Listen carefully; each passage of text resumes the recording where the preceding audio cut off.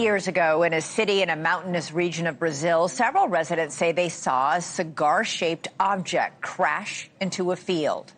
The story gets stranger. 3 teenage girls reportedly encountered a non-human being, they say, with red eyes, covered with oil, with veins from its neck to its arms.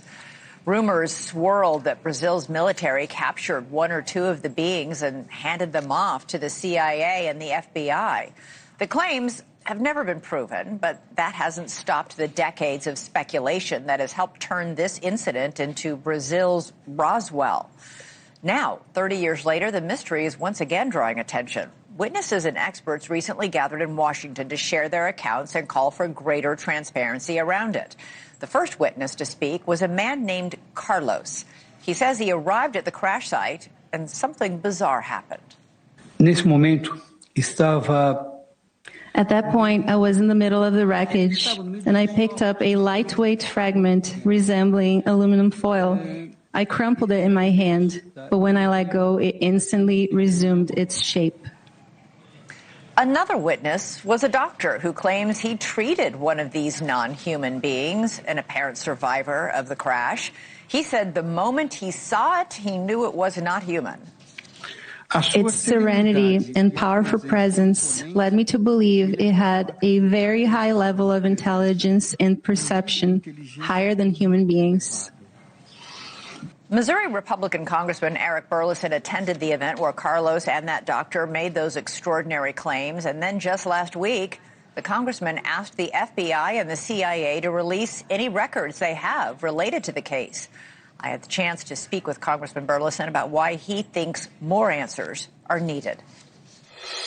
Congressman, this is arguably one of the most infamous and controversial UFO cases. It's known as Brazil's Roswell because of all the conspiracies and fascination around it. First of all, have you heard back anything from the CIA and the FBI after sending those letters last week? I've not heard back directly. Whenever I first heard about this incident, James Fox came to the Capitol. He brought some individuals with him from Brazil. I got to meet the physicians that were at the hospital. I got to meet the gentleman that was there whenever the crash first happened. And so I got to meet people, and I couldn't speak their language, but we were able to hear through a translator their firsthand accounts, and that was very interesting and compelling, especially for some people that are risking their careers to come forward. And at that time, there was a press conference, and some agents from the FBI came up to me and said that they would be happy to investigate this event, and requested that I submit a letter. So we did that about a year ago from that press conference, and then now we're following up with not only now that President Trump has issued his statement. I think that there's a renewed energy on this topic.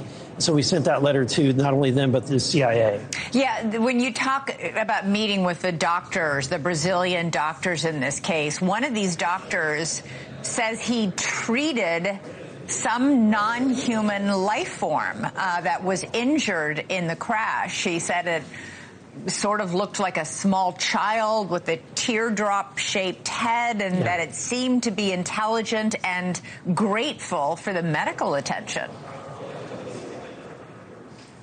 Yeah, it was.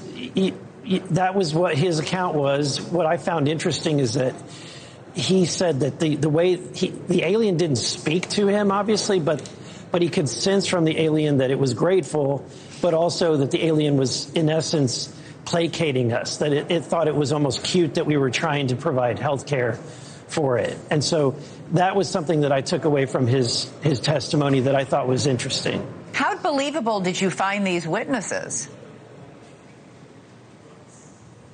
They've got a lot to risk. I mean, when you have someone who's a surgeon, who's a medical professional, who could lose his license, he could lose his ability to practice, he could be fired from the hospital that he's working at.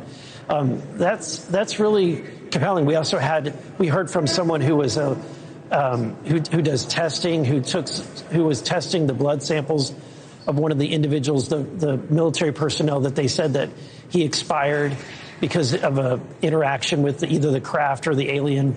And so that individual had tested and found that there was a type of bacteria or a type of microorganism that was unknown, that they could not identify, that was related to that individual's death.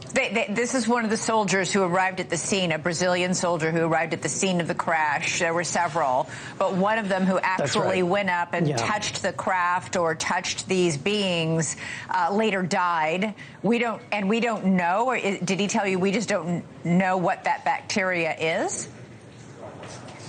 That's right. They couldn't identify the bacteria. So that's one of the things that we've requested, is that the FBI, request that they exhume the body if possible. We have contacts with the Brazilian authorities, and that's something that we're exploring. Also to see if that material that was tested, if that's been retained in any way.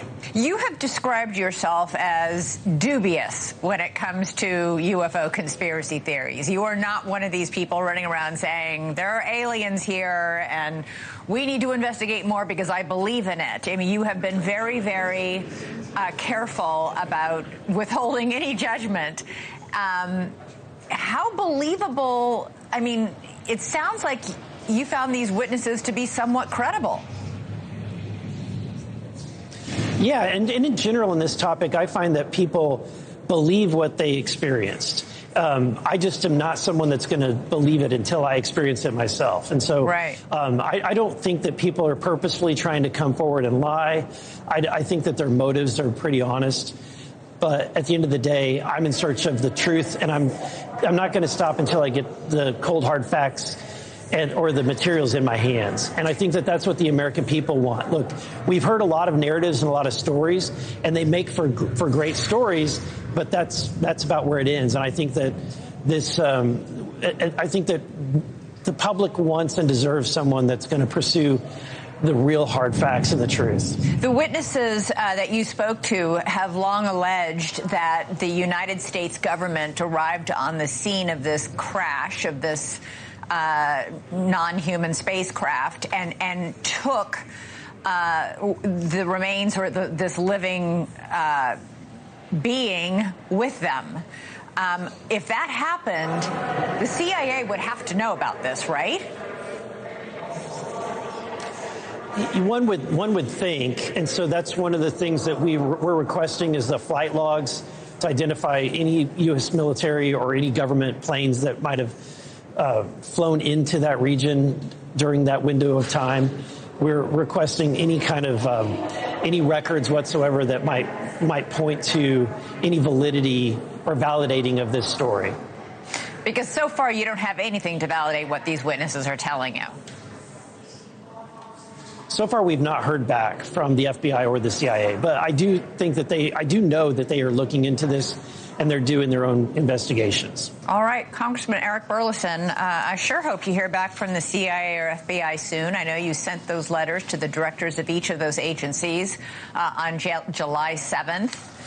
It'll be nearly a week. Hopefully you'll get an answer soon. Appreciate it.